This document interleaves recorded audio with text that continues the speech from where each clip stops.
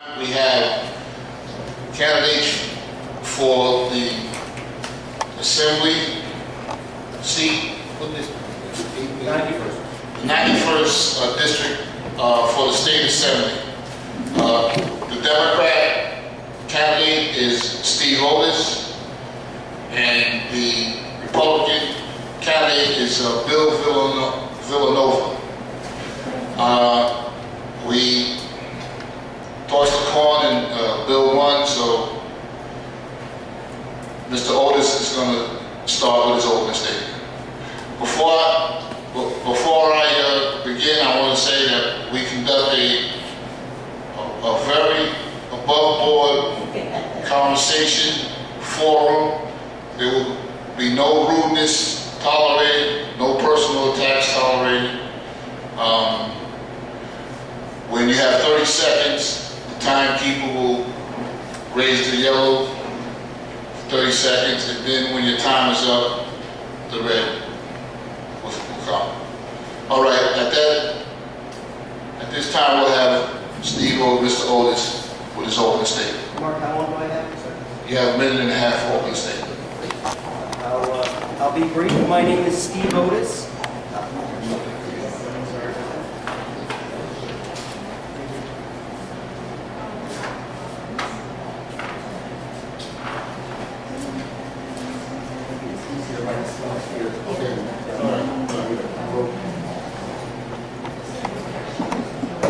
Hi there.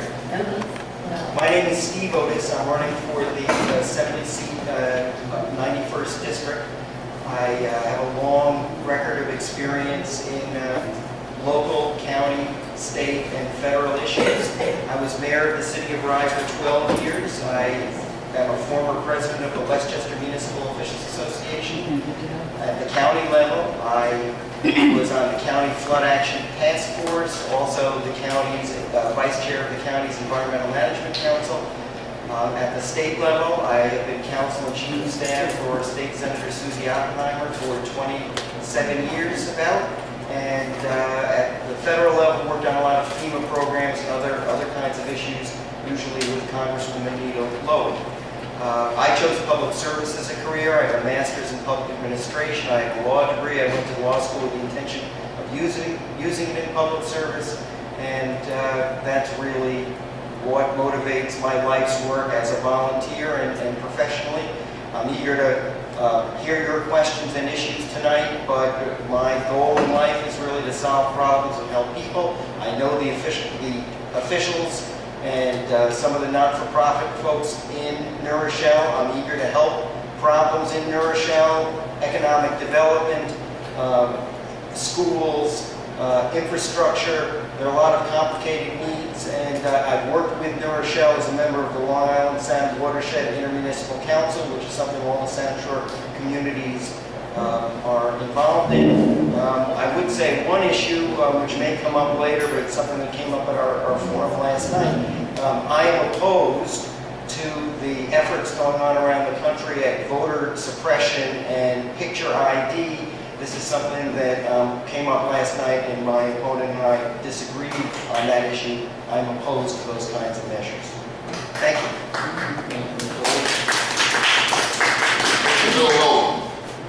Thank you. And I want to thank the NAACP for hosting this forum tonight and giving us the opportunity to speak to you. My name is Bill Villanova. I live in Portchester with my wife and my 3 kids. And I'm currently the deputy supervisor in the town of Rye, serving my 2nd term. I make a living in the private sector. So what that means is that every morning I have to get up and go to work and provide for my family like most of you.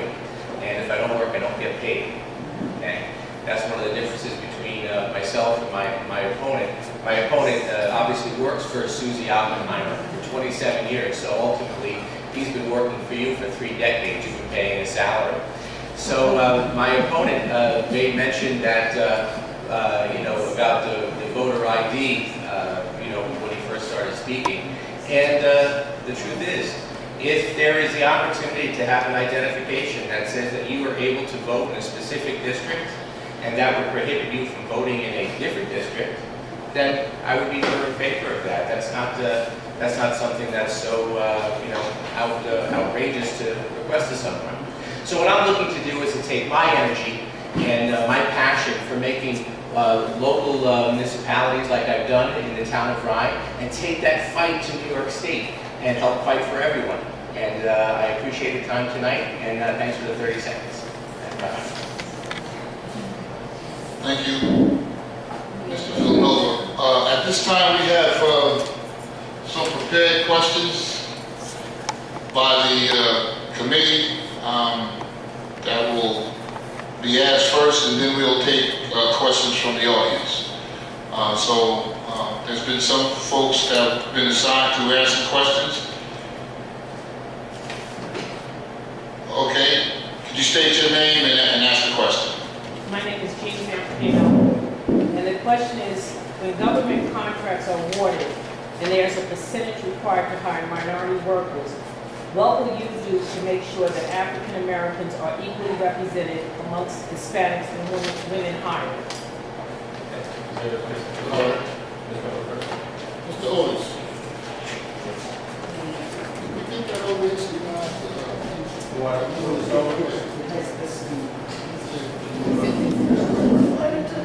I don't mind getting up, but, all right, go ahead. Gene, very good question. I support the state laws for NWBE. In working for Senator Oppenheimer for the last 20 years, she holds a small business conference each year that brings the people from the state agencies down to talk about different programs for small businesses.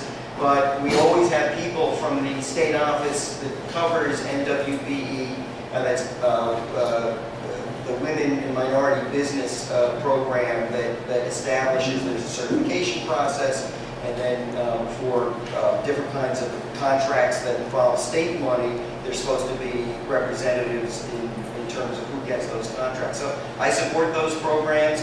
I think that the governor has looked to sort of step up the effectiveness of those programs, and I support those efforts. Thank you. Thanks. Obviously being employed and as a person who has to manage several businesses, I have, obviously, as you know, many employees. So we need to be fair. We need to make sure that the people that we're hiring, that there's a standard, and whether it's a minority, whether it's African American or Hispanic, men, women, even veterans, everyone should have a fair opportunity. Fair and equality, has to be paramount when you're talking about employing people. That's the reason why we try to make it such an important aspect in my business, to make sure that there's fair representation and everyone has the opportunity to be employed. So I do support that. Thank you. Next question. There has been a recent, Mary Smith is my name. There has been a recent attack on affirmative action throughout the United States. What is your view on affirmative action? What is your view on affirmative action, Mr. Villanova? Can you just enlighten me on what the attack is? On affirmative action throughout the United States, what's your view on affirmative action? The attack there's been many court cases. In fact, there is a Supreme Court case in Texas, which is the Supreme Court about university admission. So we're concerned with what is your view on affirmative action? Do you think it's useful? Are you against affirmative action? What is your view? Okay, because I didn't know which you've heard, and there is a lot that's in the news today, so I didn't know if there was something specific. So taking that cue, we need to be open-minded, and I support the opportunity for everyone to be treated fairly. And if there is an opportunity in a school, in an education setting, politics and bias needs to be removed from there. And we need to open up our eyes and be understanding and give everyone a fair opportunity. Thank you, Mr. Villanova. Mr. Otis, affirmative action, what is your view on it? I support affirmative action programs in terms of the court case that's going on now. The question is, should colleges and universities be able to in picking students to come into incoming classes, have diversity of their enrollment as one of the factors and allow them to have a more diverse student body. And that is being challenged right now. That is a very serious challenge. It's in front of the Supreme Court. I am not in favor of the current method being overturned or prohibited via that court case. So, the reality is there are lots of things that go into how people get into colleges and universities, and a lot of them don't have anything to do with race. People their parents went there, they have other sorts of connections, and affirmative action was meant to try and level the playing field, and I think it is a good thing. So, I support it. Thank you, Mr. Otis. Are we going to take any questions on the responses, or waiting until later? Are we questioning the responses, or are we waiting until later? You can wait till later, to when we have questions from the audience. The next question from the committee. Ms. Ford, what is your position on the payday loan legislation currently being discussed? As we know, the interest on the loans are often the equivalent of loan shark rates.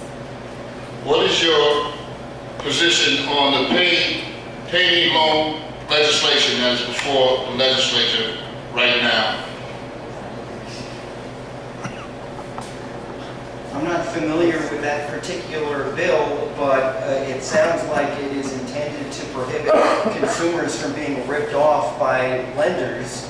And it sounds like, sometimes there are loopholes in the commercial transaction world that the law hasn't caught up with. So it sounds like it's something I would support because consumers need protection. The reality is lenders are always thinking up new ways to take advantage of people, and we've seen that from big lenders and from small lenders. So I'd love to know more. If you have bill numbers, I'd love to hear them, but it sounds like something I would support. Don't happen to be familiar with that particular piece of legislation.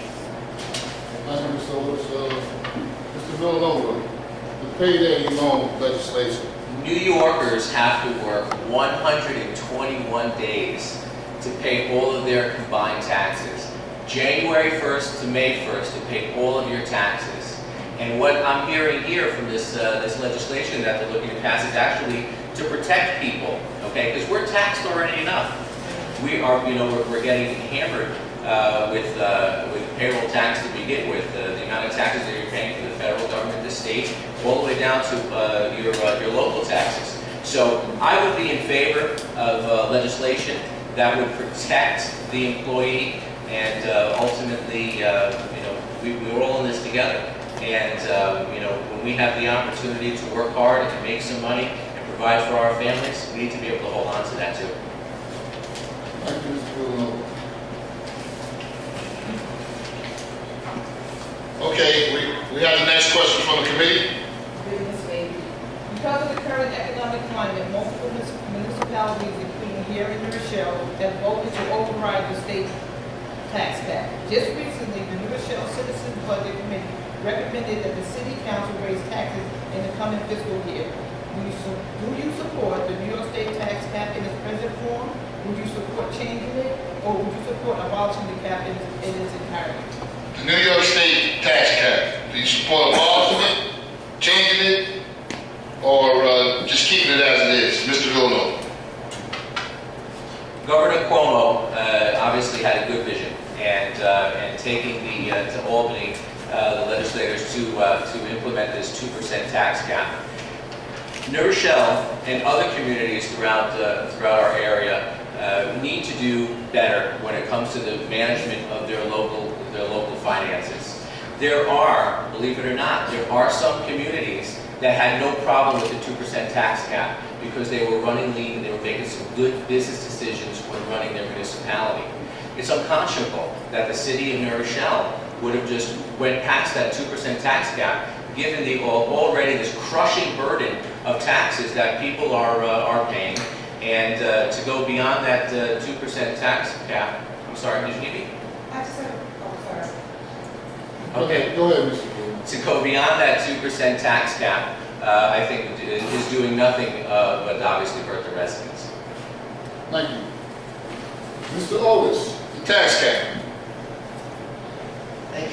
The tax cap is a real challenge for especially a city like New Rochelle, and I know the city manager, I know the mayor, I know the folks on the city council. You know, what you've seen in New Rochelle is, I was talking to Mark when we came in, New Rochelle is only hiring new firefighters for the first time in 4 years, and they're down in the number of firefighters, they're down in the number of police, and the school district is squeezed as well.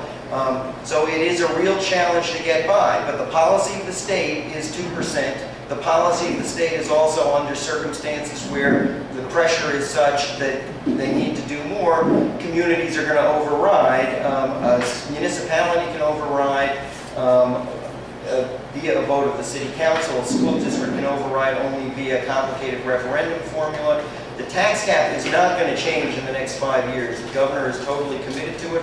One change that I would recommend, it's not going to be repealed. One change that I do recommend is that pension costs be capped at 2%. When the stock market goes down, the pension assessment to school districts and municipalities goes up. And sometimes that can help your whole 2% increase. And so there needs to be a better way to deal with that. There is legislation in Albany to say anything over the 2%, the state will pick up, since the state sets up the rules for the tax cap. That is a change that I think maybe we can work on, because the math of it is not going to work for a lot of cities around the state. Reports are coming out every week about how challenged cities are, and we need to do something about it. Thank you, Mr. Otis. We're going to have our last question from the committee. What is your Can you position? state your name? Dr. Carla Woolworth. What is your position on the current policy of adding the prison population to the total population of the communities in which the prison is located, increasing the resources to that community, and also increasing the number of elected representatives to that community, and taking away resources from the community that the prisoner has come from and where they will ultimately be returning? Okay. No, actually, you go first. The question is, what's your stance on counting the prison population, where the prison is, for that community, and allowing that community to gain more resources from prison population? Mr. Otis.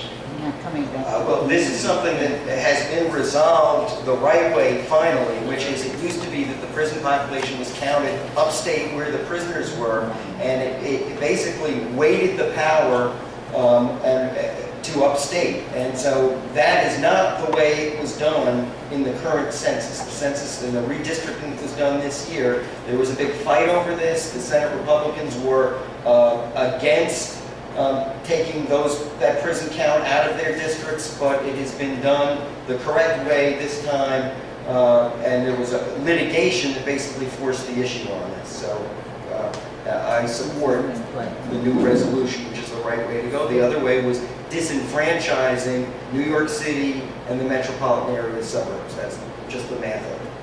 Thank you. Thank you, Mr. Otis. Mr. Villanova, prison population and counting.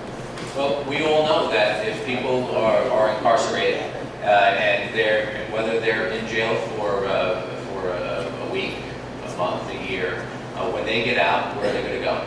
They go back home, and that's where I see that that their home is, and that's where they need to be counted. That's where their family values are.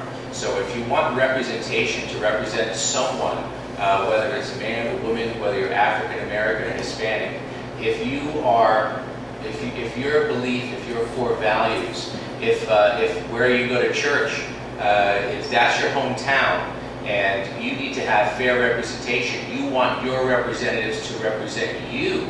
And listen, sometimes it's a circumstance that you were placed in jail. It doesn't mean that you lose all of your rights. It doesn't mean that you can't be represented by local government. So the way I see it is that the person who's in jail, that person, the prisoner, needs to be represented in their hometown. Thank you, Mr. Villanova. And that ends the portion of the committee questions. Now we're going to rapidly go into the having questions from the audience. I just would like for you to know that if you ask a question, it's going to be asked to both of the candidates. There's not a question that's going to be specific to one candidate. You have to ask a question to both of the candidates. And at this time, being the moderator, I know there's people chomping at the bit, but at this time, being the moderator, I'm going to take the opportunity to ask a question. The retail base of the city of New Rochelle is very thin. What policies on the state level will you pursue to bring retail businesses to New Rochelle and broaden the commercial tax base of the city? Mr. Villanova. Thank you. A couple weeks ago, New York State was ranked 49th out of 50th of the worst climates to do business in. Just last week, I heard that it's now 50. So what we first need to do is change the headline of that paper, right? And this is what we spoke about last week. We need to change the headline of that paper to reinvigorate first New York. But then when they come into New York, where do they want to go? They want to go to areas that are populated. If you own a business, you want people, if it's going to be foot traffic, if it's Main Street here in New Rochelle. So what do? First, we need to change that climate. We need to make it more palatable for businesses to do business in New York State. We have to realize that there may be tax credits. We need to look to employers that are going to businesses that are going to come into a community that are going to employ people. How many people are going to employ? Maybe there's a tax credit or a benefit to that business to do business in New York State. In addition to that, there are a lot of businesses that take the opportunity to help educate their employees. And if there is a business that is so inclined to help an employee with their education, let's help them with a tax credit as well, so they're not burdened twice. Thank you, Mr. Villanova. Mr. Otis, broadening the commercial tax base. When I was mayor of Rye, I worked very closely with our local merchants. In fact, before I got elected, they had disbanded the Chamber of Commerce, and I worked with them, got them to reorganize so we could work with them and come up with policies and things to improve the climate for retail businesses. That's the approach that I would take at the state level. Governor Cuomo has put a lot of emphasis on reorganizing all state grants around a model of improving economic development and business climate. There are regional economic development councils that come up with priorities for different regions. In Westchester, we really do have to reinvigorate the downtowns. I worked very closely with Senator Oppenheimer on a piece of statewide legislation that's aimed towards doing that. It's called smart growth legislation. The smart growth legislation basically says growth and development is best in the downtowns, not spread out in the farmland, to try and get businesses back into the downtown of New Rochelle. We also need full repeal of the MTA payroll tax, which is a tax that was counterproductive. But on a local level, I am willing to work and eager to work with any of the local governments and any of the communities in this assembly district to try and help their businesses and their local governments encourage business development.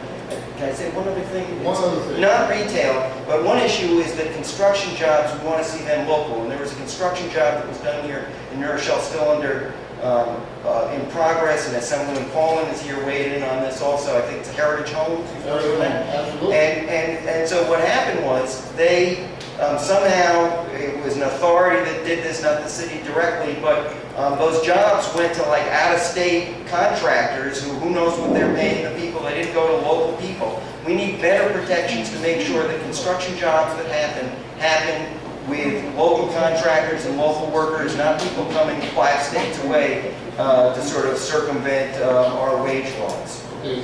Thank you very much. I'm going to have to give Mr. Villanova some extra time on the next question. All right, I'm taking, young lady, you've been waiting patiently. I have. Could you state your name? My name is Susanna Rena, I live in New Rochelle. I was wondering, you started out talking about 2% tax cap. And I was wondering, one of the problems with the 2% tax cap is that it doesn't deal with which Mr. Otis sort of alluded to when there were pension funds and they ballooned and things like that. We had something called the millionaire surcharge, which was bringing in $4.5 billion per year, and it wasn't an added tax. The governor sunsetted it. Based on items like that, and the fact that the 5 biggest cities in New York, the mayors of the 5 biggest cities are facing a $4.5 billion shortfall now, regardless of the 2% sales tax, and now they have to raise the tax above that 2%. How do you plan to deal with the unfunded state mandates? And would you be willing to reapply something like the millionaire surcharge that worked very well for New York in exact numbers? Thank you. Okay, regarding the 2% tax cut, how would you deal with unfunded state mandates? And would you be willing to revisit the millionaire surtax to deal with that problem? I believe Mr. Villanova, you take a stab at that. All right, thank you. So I would be in favor of re-implementing that tax. You know, it appears that you have that number down perfectly. That the void is 4.5 million, and that's what we need. Billion, I'm sorry, 4.5 billion. So that would be a perfect example. But what we also need to do is change Albany. We need to have some government reform. Okay, so I would be in favor of term limits. The legislators that serve in Albany, they also receive, believe it or not, in addition to their salary, they also receive a daily stipend just for showing up to work. So how many people here go to work? Okay, pretty much everyone here. Imagine if you showed up to work one day and your boss said, listen, here's an extra $100 just because you came to work today. Sounds silly, right? That's what they do in Albany. So I wouldn't, that's what they do, right? Okay. So what I'd like to do is that I'm not going to accept that daily stipend. As a matter of fact, I'm going to ask my opponent and I'm going to ask everyone else in Albany, don't accept your daily stipend. Why? Because you're being paid to do your job already. But that's really the big issue. Gas is very expensive to drive up to Albany as well. That's not my issue.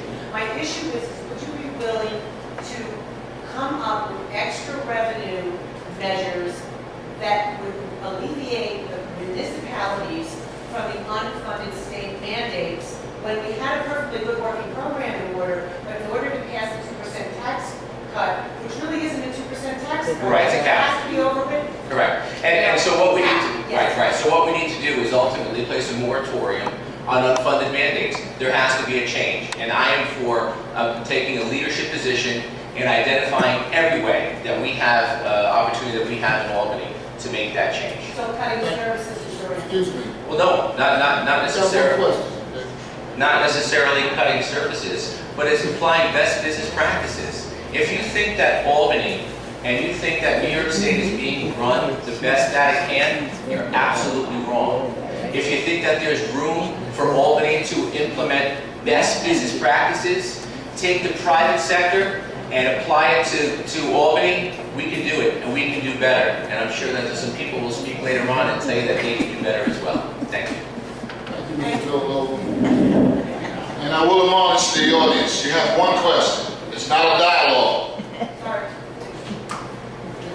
So on unfunded mandates, the biggest unfunded mandate is the fact that the state requires counties to pay for what was 25% of Medicaid. Today, all the counties in New York State pay $7 billion towards Medicaid. Every other state, the way the Medicaid program works, it's 50% federal, 50% state. That's the biggest unfunded mandate. I mentioned the pension costs, capping that for school districts, I think that, and municipalities. I also would cap special ed costs in school districts and have the state pick up the rest of that because it's really a statewide burden.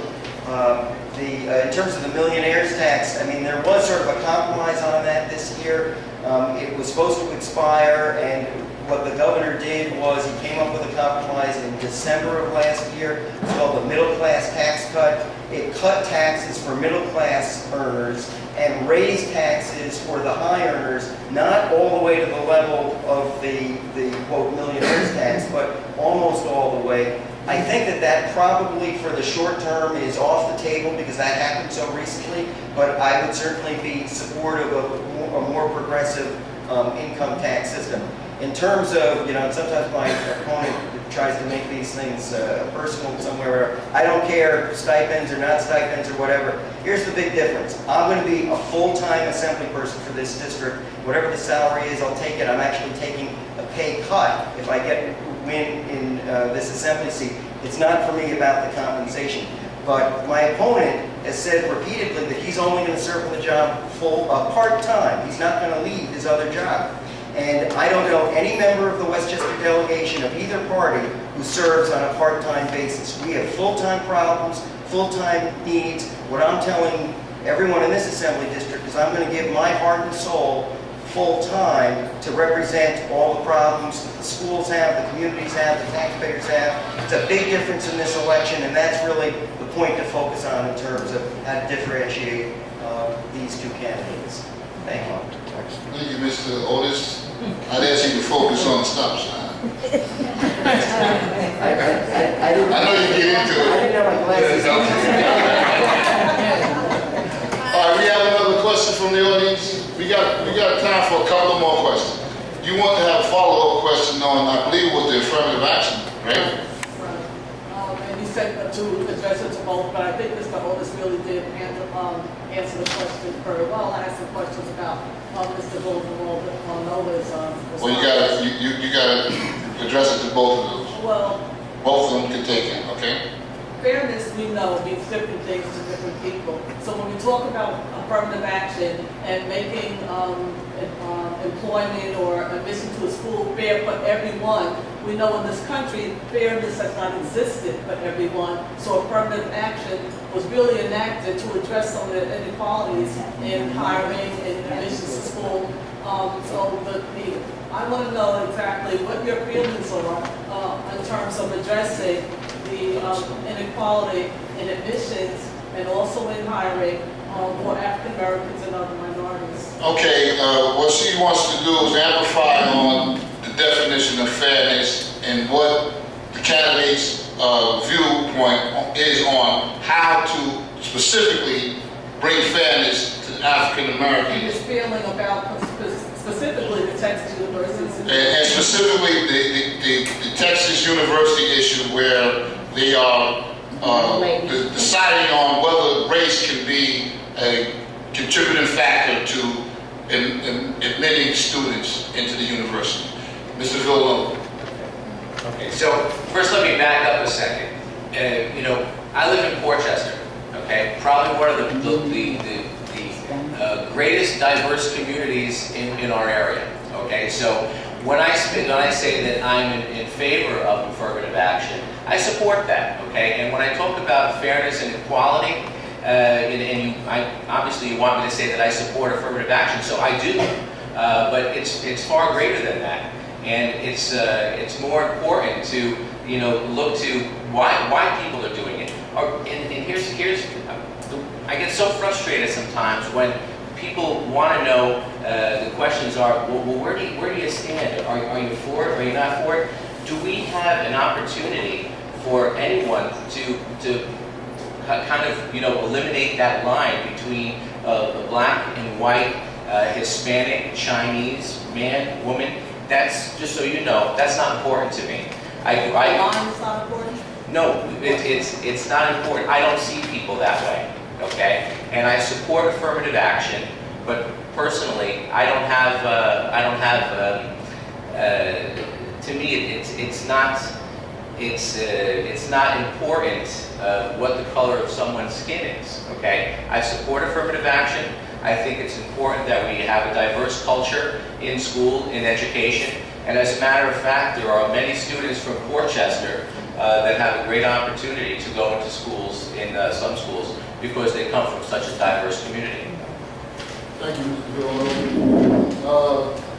Mr. Otis, you can further ingratiate yourself to Dr. Wood.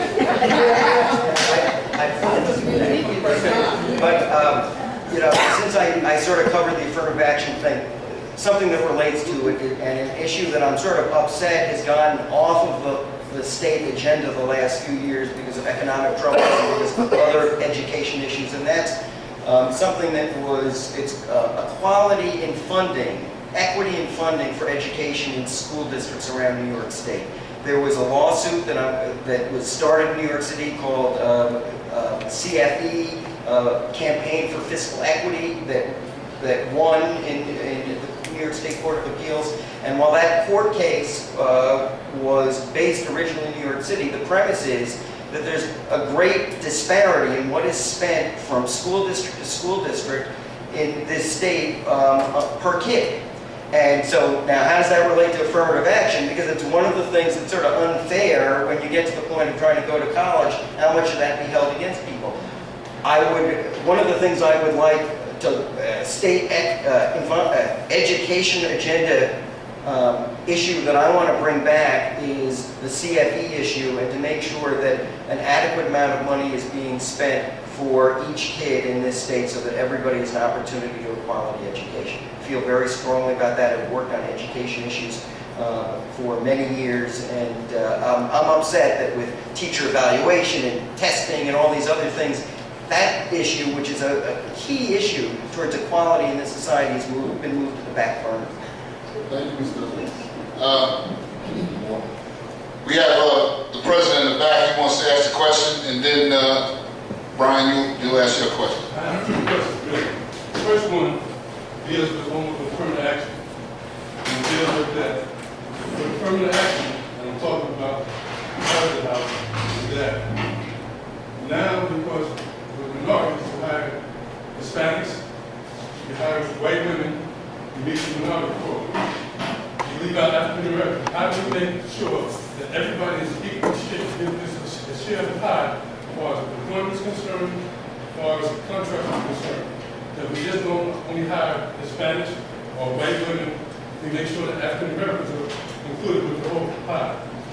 Because what they're doing over here, they're not hiring African Americans, period, from the community. So how at the state level do we narrow that broad term minorities so that African Americans can benefit from the law? I think that is a great issue, and I don't have an answer to that question, but I'll tell you, I am all ears to be able to work with you and speak to some of the people that are in charge of these programs in Albany and see if they're paying attention to that, or there are ways that they could change the regulations to pay attention to that, because that's a serious matter. So I thank you for raising it, and I am very sympathetic and eager to be of help. Thank you, Mr. Otis. Mr. Villanova. The way that the state can help, make sure that there are African Americans that are employed is that they can impose the opportunity with contracts. Okay, so if a vendor, if a business has a state contract, that contract can say, a stipulation, that there's a certain percentage of people that are working on a specific job or employed on a specific project need to be African American. As a matter of fact, this came up when they spoke about the great job that they're doing trying to get the Tappan Zee Bridge up and running. And part of that would be the contracts to, and it has to be enforced by the state to impose that those contracts are held and the employers are held to task. In addition to that, the state pays their local vendors. Okay, so if you have a contract with New York State, they're getting paid in 60 days. I say that we have to take it a step further. If there's a business, first, if they're going to have a contract with New York State, let's try to keep that business local. Let's not take people and businesses from outside of the state. Let's employ New Yorkers first. And then in addition to that, instead of paying them in 60 days, let's pay them in 30 days. Thank you. Thank you, Mr. Villanova. In the interest of time, because we want to get everyone out of here at 9 o'clock, so we can go home and watch the debates. Yeah. But we're going to cut off this part of the questions. We have Yes, one more question. the president has the right to answer any questions that he wants. Go ahead. In this assembly seat, you have money for grants. I'm asking, how can the NAACP work with you get a grant so that next year, when we do back-to-school book bags, that we can be able to provide 500 book bags plus school supplies to the students. And I know the state has money, and they used to come to the senator, and so many people have money. How can we work with you to get a grant so we can provide book bags for 500 students in the city of Villanova? How can the NAACP get some of that state money so that we can buy some book bags for our kids here? I'm glad we had such a good interpreter tonight. So how do we do that? First of all, okay, so the assembly seat, what happens every 2 years? Every 2 years, you get 2 new people, well actually it hasn't happened in a while, but you get 2 new people up here that are saying that they're going to promise you the world, and they're going to do this and they're going to do that. Well, I'll tell you, every promise that I made as an elected official, every promise I made as a businessman and as a father to my children, I've upheld. So my promise to you is that if you put your faith in me, if you elect me on November 6th, my door is open, and I will fight for you and fight for those book bags, and I'll make sure that my doors and my ears are open, and you have my promise. Thank you, Mr. Villanova. Mr. Otis, tell us how we can get some of that money. Well, I'd say 2 things. One thing is that what were called legislative grants or member items have disappeared in the last 3 years. So we're hoping that they come back, but if they don't come back, we need other means to accomplish that goal. Something that, because I have a long history in local government and state government, and I'm sort of good at finding grant money and private-public partnerships. When I was mayor of the city of Rye for 12 years, I brought in over $20 million in outside grants, loans, and private sector money to do different projects that we needed to do. So member items or no member items, I will find a way to get those 500 book bags. But more broadly, I have the skill set to, do a little more than just say broadly, I'm going to help you get money. I'm very good at grant writing, at helping not-for-profits write grants, helping municipalities and school districts write grants. I pride myself on an ability to help pull in and put packages together. Sometimes you get a grant from over here and a grant from over there together to make something happen. It's one of the skills that I offer that, from my experience of being a mayor, that I want to share throughout this assembly district. I've been involved in local government and state government for many years, and through that I've accumulated some skills. And so I'm eager to put those skills to use, and one of them is good at landing some funding. So I want to help, and I'll be getting quotes on book bags and prices tomorrow, so please know what our target is for 500 book bags. Thank you. Thank you, Mr. Otis. Just remember to leave your card with the president. Right now, we're going to go into closing statements, but I just want to take this time out to recognize some people in the audience. We want to thank Reverend Dr. Weaver for coming and being a part of it. We want to thank County Legislator Sheila Marcroft for coming and supporting us. I want to personally thank my brothers from the Gathering of Men for being here. We're a new organization, hopping in the community, brothers from the Gathering of Men. So right now, we're going to begin a closing statements. I forgot. Who goes first? Actually, he got to go. He's a little, let me just tell you, he's a little dangerous on last lick, so. You won the coin toss. That's right, I won the coin toss. Okay, so. Okay, We'll remember what you say, Mr. I also have a very good memory. Mr. Otis, closing statement. Just be careful that last lick, that's all I can say. But I chose public service as a life's calling, and I've been lucky enough to be able to do it at the local level, at the state level for many years. I want to put those skills to use. I'd say, the other thing I'd say is I have a sense for social justice and equality. Years ago, it took a long time, but the legislature passed probably 15 years ago anti-bias crime legislation that had been stalled for years. I think that was very important. I mentioned before that I am, expand on it a little, horrified by what I see going on around the country on these voter suppression efforts and these changes in state laws in other states to create barriers for people, especially minorities and senior citizens, to voting. And so I think that's a very serious matter, because it's hard to believe that we're reliving